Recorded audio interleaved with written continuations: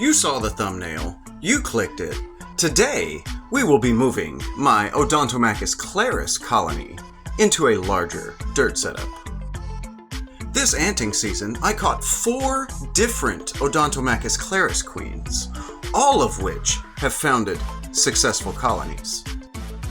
In my last Trapjaw video, we looked at my oldest queen, Claire. This time, we'll be looking at her younger sister's colony. This is Queen Abigail and her small colony. So allow me to show you the colony and their new expansion.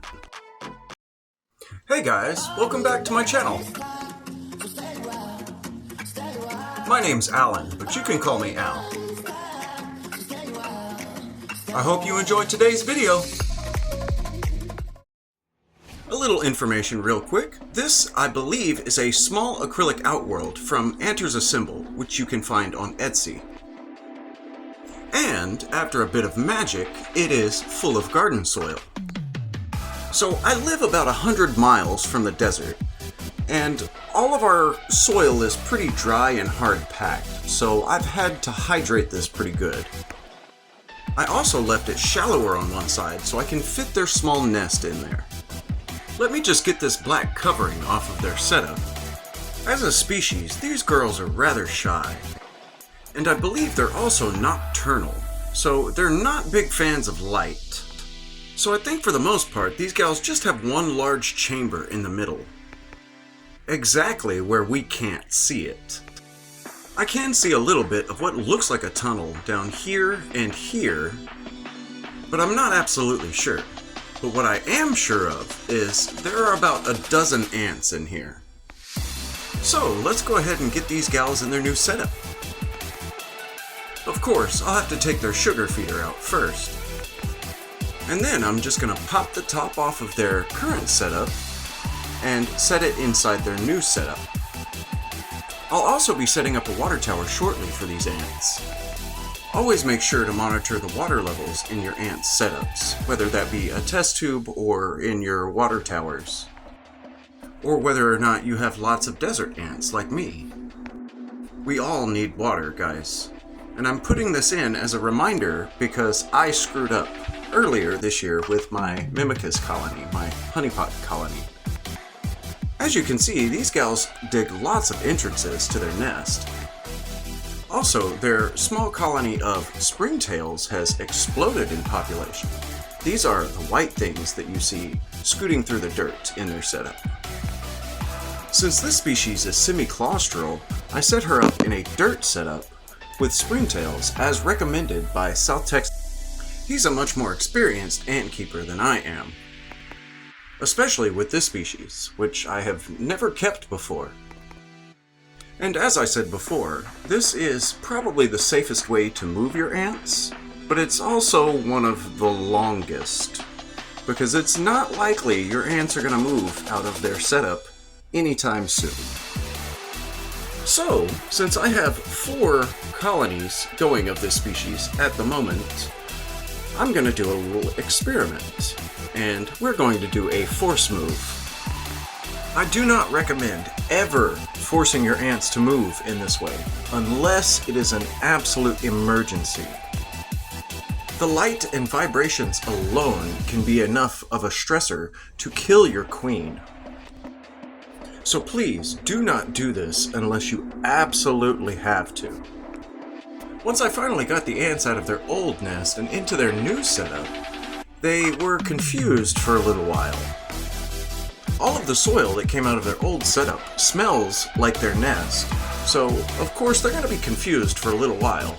So until they get all the smells straightened out in the new nest, I expect them to wander around aimlessly for a little while. Our beautiful queen, Miss Abigail, has graced us with her presence.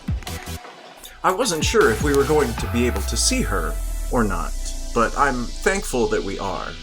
And I can get a good look at her and make sure she doesn't have any mites or any injuries. I didn't include the footage here, but it's always good to check your queen and colony before and after a move with a macro lens to ensure that they don't have any phoretic mites, or any parasitic mites. That is one thing I also take very seriously now. Mites. Due to a massive mite infestation, I lost almost all of my colonies from 2024. That's why this year I've basically started over new. It looks like the workers have finally found a place to start their new nest. This was about 45 minutes or so after they have entered the new setup.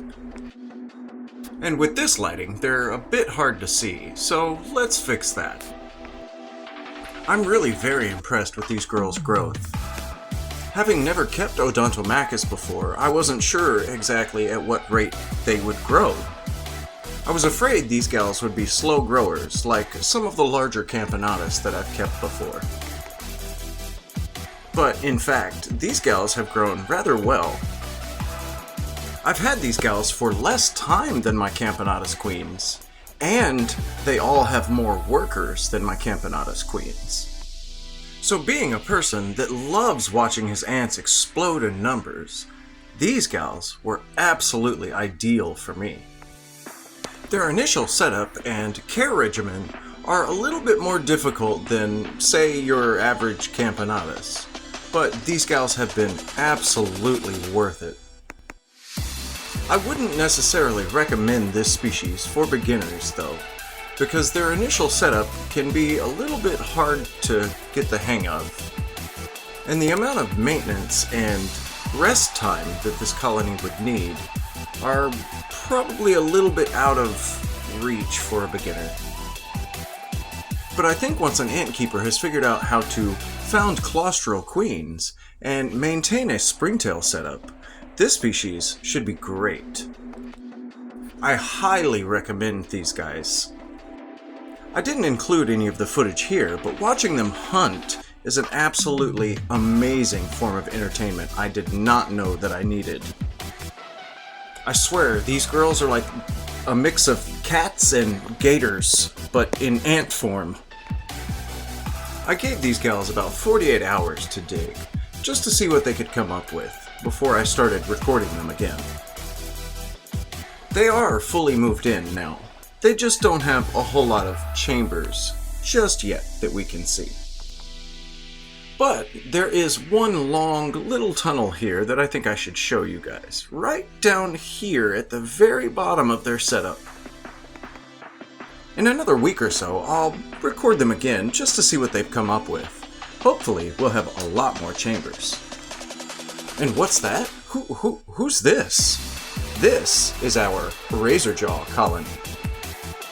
These are a very special type of ant that I bet you have not seen a lot of on any social media. But we'll get into those girls next time. So, for all of you that have made it this far into the video, I am going to give you another shot to get another one of my plaster giveaway nests. This one's a little bit old, so it has the old hydration system, and it is, at the moment, a little bit dirty, but I will clean it up before I send it out. The winner could use this top as an outworld. All I'll have to do is drill a hole down into the chambers below. So it'll be standard practice for this giveaway, guys.